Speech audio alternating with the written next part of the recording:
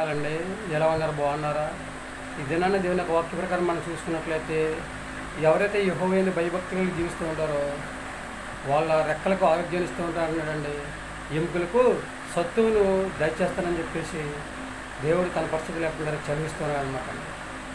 దేవుడిచ్చిన మహా ఉచితమైన బట్టి మనం ఏ పని చేసుకోవాలన్నా మనం ఏం కలిగి ఉండాలండి? మంచి ఆరోగ్యాన్ని కలిగి ఉండాలన్నమాట అండి. దేవుని యొక్క వాక్యం చెప్తుందండి, మనం ఎప్పుడైతే బలహీనమో అప్పుడు దేవుడు మనల్ని బలవంతులుగా చేస్తూ ఉంటాడనమాట అండి. శక్తినిచ్చేవాడు, ఆరోగ్యం ఇచ్చేవాడు, ఆశీర్వాదాలు ఇచ్చేవాడు, మన జీవితాన్ని ఒక ఉన్నతమైన స్థితిలో ఉంచే దేవునికి వ్యతిరేకంగా జీవించడం వల్ల మనకి ఏమైనా ఉపయోగం ఏమైనా ఉందండి?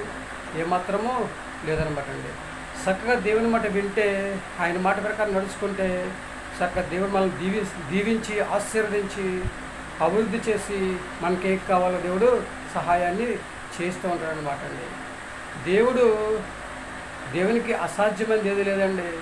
సమస్తమును సాధ్యపరిచే దేవుడు మనకు తోడుగా నడుగా సహకార ఉపకారంగా ఉంటే చక్కగా మన ఏ పని అయినా చక్కగా చేసుకుని శక్తిని ఇస్తూ ఉంటాడు, బలాన్ని ఇస్తూ ఉంటాడు, ఆరోగ్యాన్ని ఇస్తూ ఉంటాడు అనమాట అండి. కాబట్టి మనందరము కూడా దేవుని భయభక్తులు జీవించి దేవుడిచ్చే ఆశీర్వాదాన్ని సంపాదించుకుని బలాన్ని సంపాదించుకుని మంచి ఆరోగ్యాన్ని సంపాదించుకుని చక్కగా భూమి మీద హాయిగా జీవించే యోగ్యతను మనము కలిగి ఉండాలన్నమాట అండి. ఏమంటారు మరి?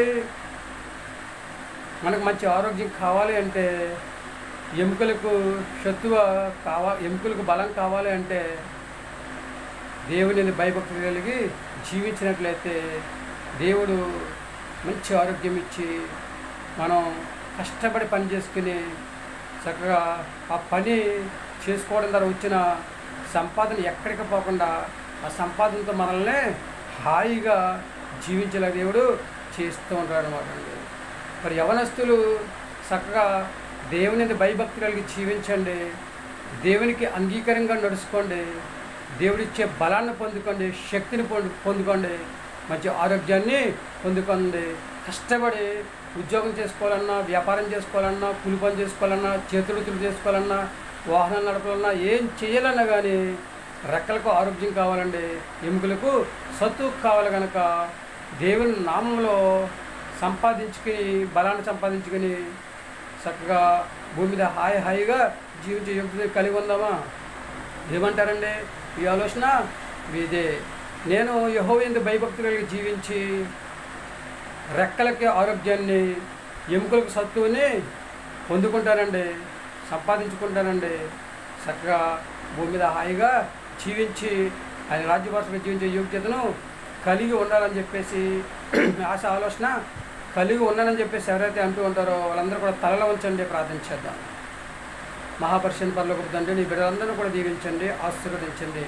సర్వశక్తి గల దేవా, ఎవరిని ఎలా దీవించాలి, ఎవరిని ఎలా ఆశీర్వదించాలి, ఎవరిని ఎలా అభివృద్ధి చేయాలి, ఎవరిని ఎప్పుడు ఉన్నత మనసులో ఉంచాలో తండ్రి ప్రభా. తండ్రి సర్వశక్తి గల దేవా, నీకు వందనాలు తండ్రిస్తుంటావా. బిడ్డలందరూ ప్రభా తండ్రి నీ అన్ని భయభక్తులు జీవించిన తండ్రిస్తుంటావా. మంచి ఆరోగ్యం సంపాదించుకుని తండ్రి సరుతుంటావా. చక్కగా తండ్రి ఎవరి పనులు వాళ్ళు చేసుకోవడానికి తగిన సహాయం దయచేయండి ప్రార్థిస్తున్న ప్రభు. నీకు వందనాలు. బిడ్డలందరూ ప్రభావ పని చేసుకోవడానికి మంచి ఆరోగ్యం దయచేయండి. నీకు వందనాలు తండ్రి.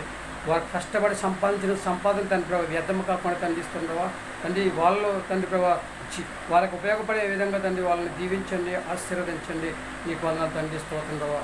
కనుక చిన్నలను పెద్దలను యవనస్తుండవా పిల్లలను అందరినీ కూడా దీవించి ఆశీర్వదించి ప్రతి ఒక్కరు కూడా మంచి ఆరోగ్యం ఇచ్చి తండ్రి ప్రభావ చదువుకోవడానికి, వ్యాపారం చేసుకోవడానికి, ఉద్యోగం చేసుకోవడానికి తండ్రి ప్రభావ, చేతులతో చేసుకోవడానికి ప్రభావ చక్కటి జ్ఞానాన్ని ఇచ్చి తండ్రిస్తుండవా, చక్కటి బలాన్ని ఇచ్చి తండ్రిస్తుండవా. చక్కగా తండ్రి బిడ్డలందరూ చక్కగా పని చేసుకుని తండ్రి ప్రభావ భూమి మీద హాయిగా జీవించే యోగ్యతను దాయిచ్చామని మా ప్రార్థనను ప్రతిఫలంగా ఇచ్చామని మా కొరకు త్వరగానే యేసుక్రీస్తు ప్రశ్న నమ్మని వేడుకుంటున్నాం తండ్రి.